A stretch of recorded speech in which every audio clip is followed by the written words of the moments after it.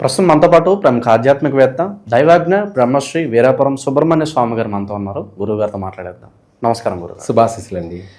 గురుగారు, ఉగాది రాశి ఫలితాలు చర్చించుకుందాం. శ్రీ పరాభవ నామ సంవత్సరంగా పిలువబడుతుంది. మరి ఈ సంవత్సరం కర్కాటక రాశి వాళ్ళకి ఎటువంటి ఫలితాలు ఉండబోతున్నాయి? సో మరి ఉగాది పచ్చడిలో ఏ రుచి ఎక్కువగా ఈ సంవత్సరం వీళ్ళు తగులుతుంది అంటారు? ఎటువంటి జాగ్రత్తలు తీసుకుంటే బాగుంటున్నాయి? చాలా మంచి విషయం అడిగారు. మనకు రాశిలో వారీగా చూసుకుంటే శ్రీ పరాభవ నామ సంవత్సరం. శ్రీ పరాభవ నామ సంవత్సరం అనేది ఈ 2026. అలాగే శ్రీ శాలివాహన శకం శ్రీ పరాభవ నామ సంవత్సరం ఉగాది నుంచి కూడా కర్కాటక రాశి వారికి ఏ విధంగా ఉండబోతుందనేది మనం ఇప్పుడు తెలుసుకుంటున్నాం కదా. అందులో భాగంగా కర్కాటక రాశి వారికి ఆదాయం 2, అలాగే వ్యయం వచ్చేటప్పటికి మనకు ఆదాయానికి మించి వ్యయం ఉంది, అది 11. ఆదాయం 2 అవుతే ఖర్చు అనేది అధికంగా ఉందన్నమాట. 11 అంటే 11లో 2 తీసేస్తే 9 నష్టాలు.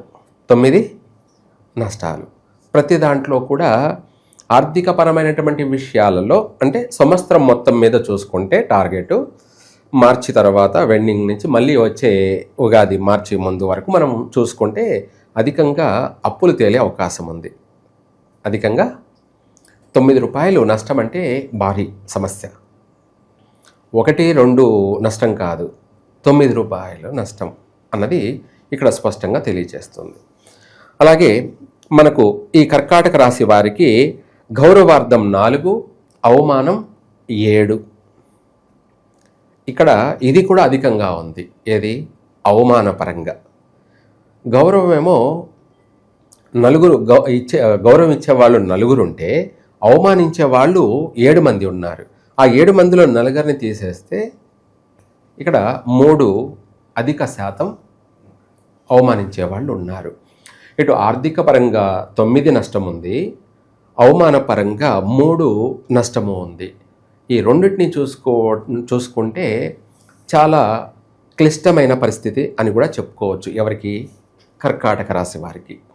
ఈ పరాభవనామ సంవత్సరం గ్రహ సంచార యొక్క ప్రభావం వాళ్ళు ఉన్నటువంటి స్థానాలను బట్టి చూసుకుంటే ప్రస్తుతం ఉగాదికి నుంచి ప్రారంభంలో బాగానే ఉంటుంది. ఎందుకు అంటే గురువు యొక్క ప్రభావం 12వ ఇంట 1000 స్థానంలో ఉన్నాడు. ఆ తర్వాత జూన్ తర్వాత మారుతున్నాడు. గురువు వచ్చేసి కర్కాటక రాశిలోకి వస్తున్నాడు. అది కర్కాటక రాశి అంటే జన్మం అనుకోండి. అలాగే ఇక్కడ 8వ ఇంట రాహు అంటే అష్టమ స్థానంలో రాహు ఉండడం వల్ల ఇక్కడ రాశి కర్కాటక రాశి, రాశ్యాధిపతి చంద్రుడు, అలాగే అక్కడ నక్షత్రం, అలాగే రాశ్యాధిపతి కూడా శని అయినప్పటికీ రాహు కూడా అవుతాడనమాట. ఎందుకంటే శతభిష నక్షత్రాధిపతి రాహు కాబట్టి. అందువల్ల అష్టమ స్థానంలో ఉన్నటువంటి గ్రహాలు ఆ తర్వాత మళ్ళీ గ్రహ సంచారాలు మార్పు, మళ్ళీ అక్కడ 9వ స్థానంలోకి కుజుడు, అలాగే బుధుడు, వీళ్ళు శనితో కలిసి మీనరాశిలో ఉండటం. దీని ప్రభావం వల్ల ఏమవుతుందంటే వీళ్లకు ఆర్థికపరమైనటువంటి నష్టాలు అధికంగా కనపడుతున్నాయి. మళ్ళీ అవమానపరంగానూ అధికంగానూ కనపడుతుంది. అయితే మొత్తం సంవత్సరాంతమంతా కూడా ఉండకపోయినా ప్రారంభంలో మాత్రం బాగానే ఉంటుంది వీళ్ళకు కూడా. ఎవరికి? కర్కాటక రాశి వాళ్ళకి. ప్రారంభంలో అంటే వీళ్ళ యొక్క పట్టుదల, వీళ్ళ యొక్క ఔన్నత్యము కాస్త మెరుగుగా ఉంటుంది. ఆర్థిక పరంగానూ పర్వాలేదు, తర్వాత వ్యాపార పరంగానూ పర్వాలేదు. మంచి తెలివితేటలు ప్రదర్శిస్తూ వ్యాపార పరంగా కూడా లాభసాటిగాను సాగుతుంది. తర్వాత వచ్చేసి విద్యారంగంలో పిల్లలకి అయితే మాత్రం మంచి యోగం అనే చెప్పాలి. పై చదువులకు మాత్రం వెళ్తారు. వ్యాపార పరంగానూ మంచి వ్యాపారాల్లో స్థిరపడము, వాటిలో లాభసాటిగా కొనసాగడము, నూతన వ్యాపారాలు కూడా ప్రారంభం చేయడము, ఇవన్నీ కూడా బాగానే ఉంటాయి. అయితే ఈ కర్కాటక రాశి వారికి కూడా విదేశీయాన యోగం అనేది అధికంగా జరిగే అవకాశము ఉంది. అంటే ఎక్కువ సంఖ్య అనేది విదేశీయాన యోగ ప్రయత్నాలు ఫలిస్తాయి. ఇలా ఆ విధంగా కూడా అనుకూలత ఉంది.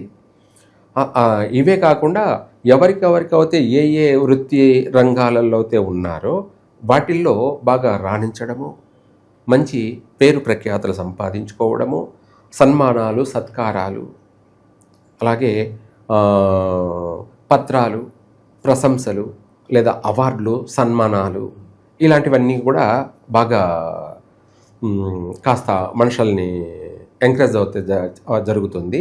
ఈ విధంగా చూసుకుంటే ప్రస్తుతం ప్రారంభంలో బాగానే ఉంటుంది, తర్వాతనే చేంజ్ అయిపోతుంది. వీళ్ళ ప్రభావం వల్ల అధికంగా అవమానాలు, నిందల పాలు, అలాగే ఏ పని చేసినా కూడా కలిసి రాకపోవడము, మనం ఏదైనా ఒక పని చేయాలంటే దానికి సహకారం కూడా దొరకదు. ముందు మనమే బద్ధకం అయిపోతాం. బద్ధకం అంటే చెయ్యాలని ఇంట్రెస్ట్ కలగకపోవడం, అదే థింకింగ్ అంటారు. ఏమిటి? ఆలోచన. ఏం చేస్తావులే అనే నీరసత్వము, బద్ధకము, ఇంకా సోమరితనము అన్నట్టుగా మనిషిని ఆ యొక్క పాజిటివ్ నెగిటివ్ అనేది ఇవే. ఆ ఆలోచించే విధానంలోనే డల్ అవుతారు, వీక్ అవుతారు. దానిపైన పట్టుదల ఉండదు, దానిపైన చెయ్యాలన్న ఒక కాన్ఫిడెన్స్ అనేది కలగకపోవడము, వీటి ప్రభావాలు. ఒకవేళ చేద్దామని చేసినా నష్టం జరగడం. కొంతమంది ఓర్పుగా, ఓపికగా, పట్టుదలతో చేసినా దానికి ప్రతిఫలం లేకపోవడం, నష్టం జరగడం వల్ల చెయ్యాలన్న ఒక ఇది కోల్పోతారు. ఎందుకంటే మనం చేసి కూడా ఏం సాధించాము, నష్టమే మిగిలింది అన్నది కనపడుతుంది స్పష్టంగా. అందువల్ల వివాహ ప్రయత్నాలు ప్రారంభంలో చేసుకోవచ్చు, తర్వాత చేయకపోవడమే మంచిది, ఉత్తమం. కాకపోతే ఇదేమిటి, మనము ఎప్పుడు కుదురుతుందో తెలియదు, మన ప్రయత్నం మనం చేయాలి అని అనుకుంటారు. తప్పులేదు, మన ప్రయత్నం మనం చేయాలి. కానీ మనం చేసిన ప్రయత్నము నెగిటివ్ సమయం అంటే దాన్నే కదా శుభ సమయమా లేకపోతే అశుభ సమయమా, బ్యాడ్ టైమా, గుడ్ టైమా అంటాం కదా, అలా ఆ మాసాలు కొద్దిగా అనుకూలత లేవు కాబట్టి, నెగిటివ్గా ఉన్నాయి కాబట్టి ఆ సమయంలో మనం ప్రారంభం చేయడం వల్ల సంబంధాలు దొరకచ్చు, సంబంధాలు దొరకపోవచ్చు, ఆలస్యం జరగచ్చు. ఒకవేళ అయిందనుకోండి, వెంటనే వివాహం కావడం, మళ్ళీ వెంటనే విడిపోవడాలు కూడా, అంటే మాయలాగా ఏమిటి, వివాహం అవుతుంది, మళ్ళీ వెంటనే విడిపోవడాలు కూడా జరిగిపోయే అవకాశం ఉంది. ఇదేంటి ఇది, అంత అయిపోయిన తర్వాత ఆ సమస్య ఏదైనా ఎడబాటు వచ్చిన తర్వాత, విడిపోయిన తర్వాత ఏం జరిగింది, ఎక్కడ జరిగింది, ఎట్లా జరిగింది అని చూసుకోవడానికి కూడా ఏమి రీజన్ కనపడదు. అటు సైడ్ నుంచి చూస్తే వాళ్ళ కరెక్టే అనిపిస్తుంది, ఇటు సైడ్ నుంచి చూస్తే వీళ్ళు కరెక్ట్ అనిపిస్తుంది. మరి ఎక్కడ? అదే తెలియని మాయ. ఏమిటి? తెలియని మాయ, అంతే కదా. ఇప్పుడు అమ్మాయి అబ్బాయి ఉన్నారు, అబ్బాయి సైడ్ నుంచి చూస్తే, ఆలోచిస్తే, మాట్లాడితే కరెక్టే అనిపిస్తుంది. అమ్మాయి సైడ్ నుంచి వెళ్ళి చూస్తే, వాళ్ళ సైడ్ నుంచి అన్ని విధాలు చూస్తే అది కరెక్టే అనిపిస్తుంది. మరి రెండు కరెక్ట్ అయినప్పుడు ఎందుకు వచ్చింది సమస్య? ఏ విధం? అంతు చిక్కని రహస్యం అదే. ఇదంతా కూడా ఒక మాయ లాంటి విచిత్రమైనటువంటి ప్రభావాలు. మనం ఆలోచించినా కూడా మన మెదడుకి అంతు చిక్కని విషయాలు. ఎక్కువగా ఆలోచించాల్సిన అవసరం లేదు. ఎక్కువగా ఆలోచన చేసిన బుర్ర పాడైపోతుంది. అందుకనేసి వీటికన్నిటికీ మూలాధారమైంది, వీటికన్నిటికీ దిక్కైంది దేవుడే. వీటికన్నిటికీ దేవుడే దిక్కు అన్నట్టుగా. ఏదైనా సరే ఈ యొక్క గ్రహ సంచార మార్పులు చేర్పులు, వాళ్ళు ఉన్నటువంటి ఆ గ్రహాలు ఏ ఏ స్థానాల్లో ఉన్నారో వాళ్ళు శుభదృష్టితో ఉన్నారా లేకపోతే అశుభ దృష్టితో ఉన్నారా అనేది మనకు నేను చెప్పడమే కాదు, ఎగ్జాంపుల్గా కూడా అందరూ తెలుసుకోవచ్చు. ఎట్లా అంటే, ఇంట్లో 10 మంది ఉన్నారంటే ఒకరేమో శుభదృష్టి అంటే మనల్ని అభిమానించడం, గౌరవించడం, సన్మానించడం లేదంటే మనల్ని పొగడడం జరుగుతుంటుంది. ఇంకొకరేమో రివర్స్లో ఉంటారు. ఏమిటి? ఇంకొకరేమో రివర్స్లో ఉంటారు. అంటే తల్లి మనల్ని పొగుడుతుంది, గౌరవిస్తుంది, అభిమానిస్తుంది అంటే తండ్రి వ్యతిరేకిస్తాడు. లేదనుకోండి తల్లి తండ్రి ఇద్దరూ పొగుడుతున్నారంటే అన్నదమ్ముళ్ళు వ్యతిరేకిస్తారు. ఎందుకంటే తల్లిదండ్రులు వాళ్ళు పొగడం వాళ్ళు కొంతమంది ఒప్పుకోరనమాట. నన్నే పొగడాలి అన్నట్టుగా కూడా ఉంటుంది. అలా అన్నదమ్ముళ్ళు వ్యతిరేకిస్తారు. ఈ టైప్లో గ్రహాల యొక్క స్థానాన్ని బట్టి వ్యతిరేకతలు కలగచేస్తున్నారు. ఆ వ్యతిరేకతలు అనేది ఆర్థికపరమైనటువంటి విషయాలలో చాలా జాగ్రత్తగా వ్యవహరించాలి.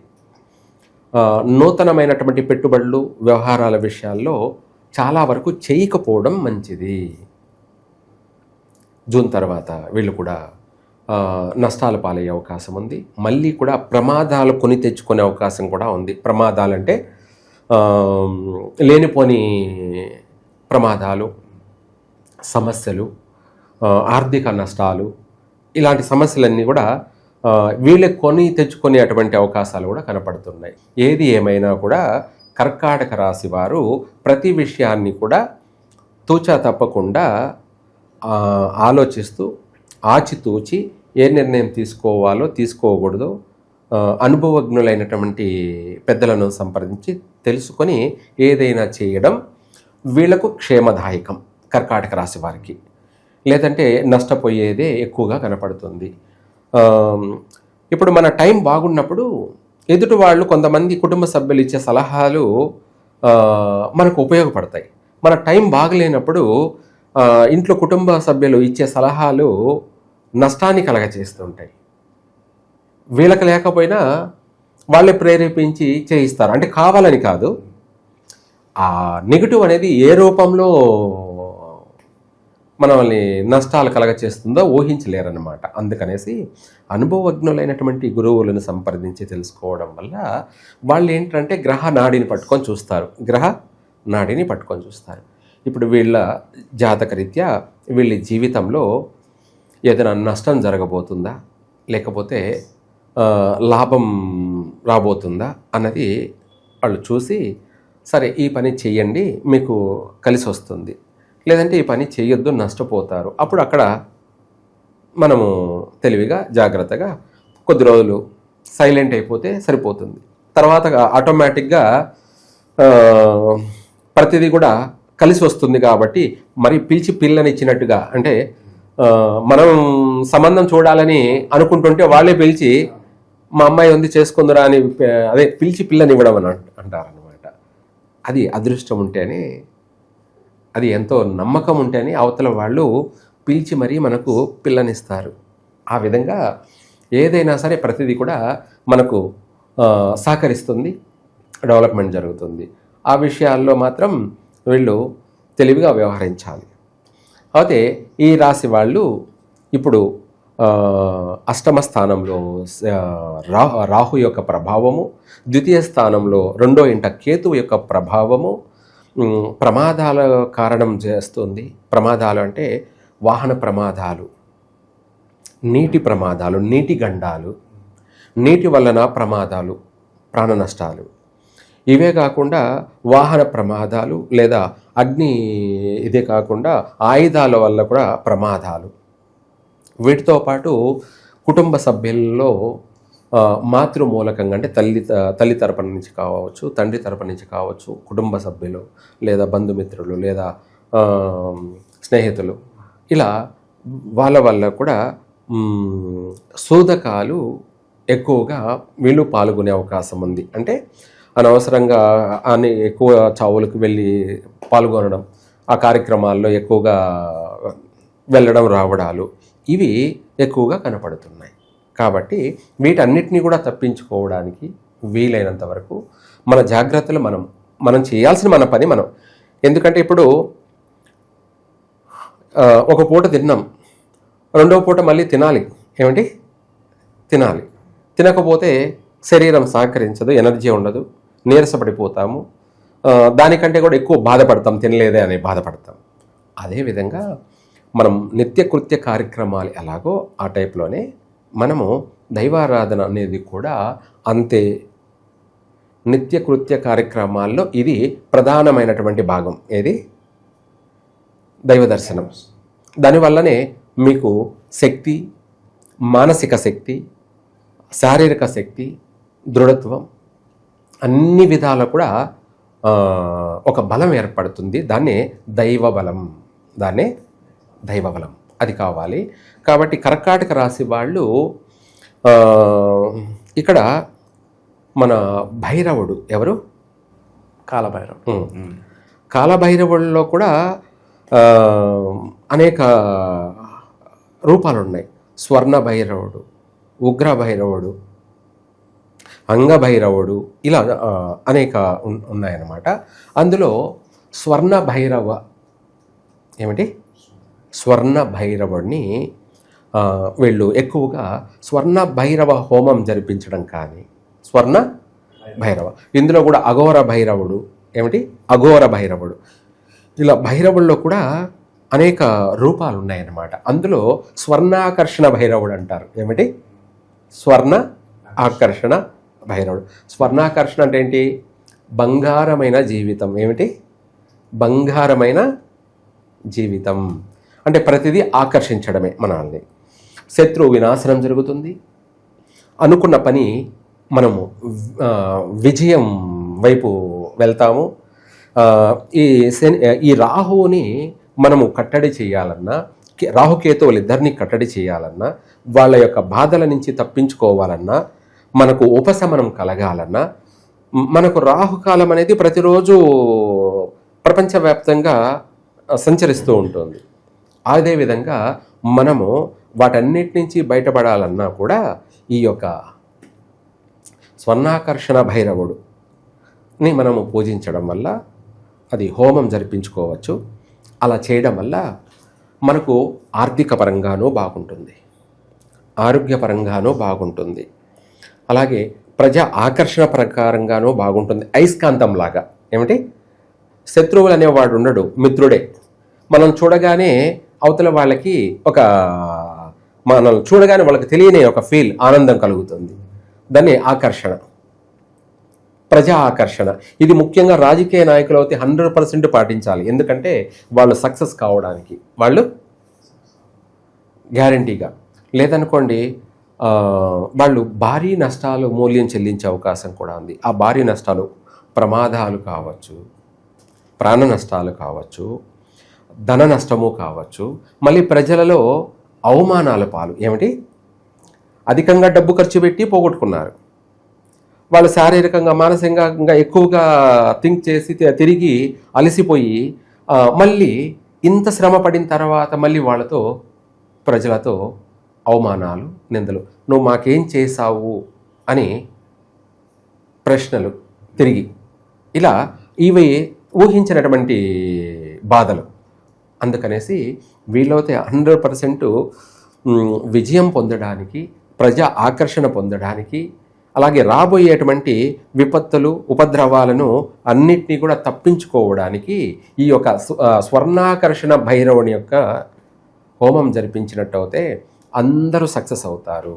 అందరూ కూడా ఫ్యామిలీ పరంగా కూడా, ఒక రాజకీయ నాయకులనే కాదు, భార్యాభర్తలు విడిపోయేటువంటి వాళ్ళు కూడా విడిపోకుండా కలిసిమెలిసి వచ్చిన పొరపచ్చులు, ఇద్దరి మధ్య వచ్చిన వాళ్ళ మధ్య ఏర్పడినటువంటి సమస్యలు అవన్నీ కూడా మళ్ళీ అట్లే వైదొలిగిపోతాయి.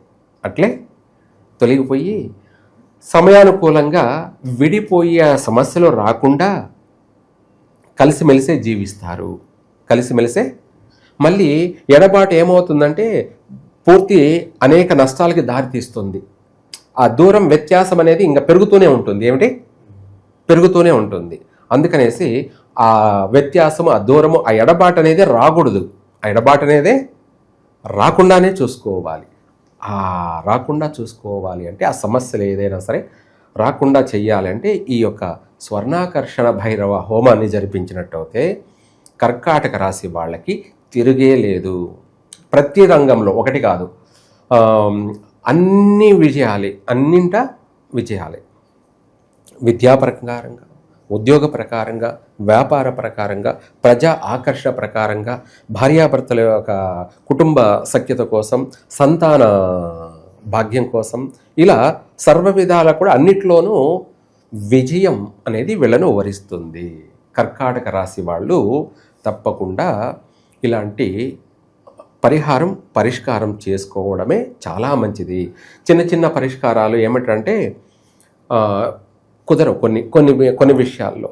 ఇప్పుడు దీన్నే మనము సన్ రైజ్ తీసుకుందాం. సన్ రైజ్ అంటే సూర్యుడిని ప్రమాణికంగా తీసుకుంటాం. ఉదయం 6 గంటలప్పుడు సూర్యుడు ప్రశాంతంగా ఉంటాడు. లేదు 10 గంటలప్పుడు సూర్యుడు కొంచెం వైబ్రేషన్ ఎక్కువ ఉంటుంది. ఆ యొక్క సమస్యకి మనం ఏదైనా పరిష్కారం చేస్తే దాని నుంచి బయటపడతాం. అలాగే మధ్యాహ్నం 1 గంటప్పుడు ఉన్న సన్ రైజు తీవ్రమైనటువంటి నష్టాన్ని కలగచేస్తుంది, అనేక అనర్థాలకు దారితీస్తుంది. ఆయన చూడలేం కూడా మనం, అటువంటి ప్రభావితం. అప్పుడు అలాంటి దానికి మనం ఏం చేయాలి అంటే ఇలాంటి పవర్ఫుల్ రెమెడీయే చేయాలి. చిన్న చిన్న తూతూ మంత్రాల కింద చిన్న చిన్న పరిష్కారాలు పనిచేయవు. ఎందుకంటే అక్కడ ఉన్నది పెద్ద పాము. ఏమిటి? పెద్ద పాము. ఏకంగా పెద్ద పాము అన్నప్పుడు చిన్న పామునైనా పెద్ద కర్రతో కొట్టమని సామెత. అట్లాంటిది ఏకంగా పెద్ద పామే అయినప్పుడు ఇంకా మనం ఎలా పరిష్కారం చేసుకోవాలో అన్నది వాస్తవం. ఇంకా కూడా చెప్పాలి అంటే ఇందాక మనం అనుకున్నట్టుగా మనము ఆ స్వర్ణాకర్షణ భైరవ హోమం జరిపించలేని పక్షాన, అంటే అందరూ చేయలేరు కదా, ఉన్నవాళ్ళు ఉంటారు, మిడిల్ ఫ్యామిలీ ఉంటుంది, లేని వాళ్ళు ఉంటారు.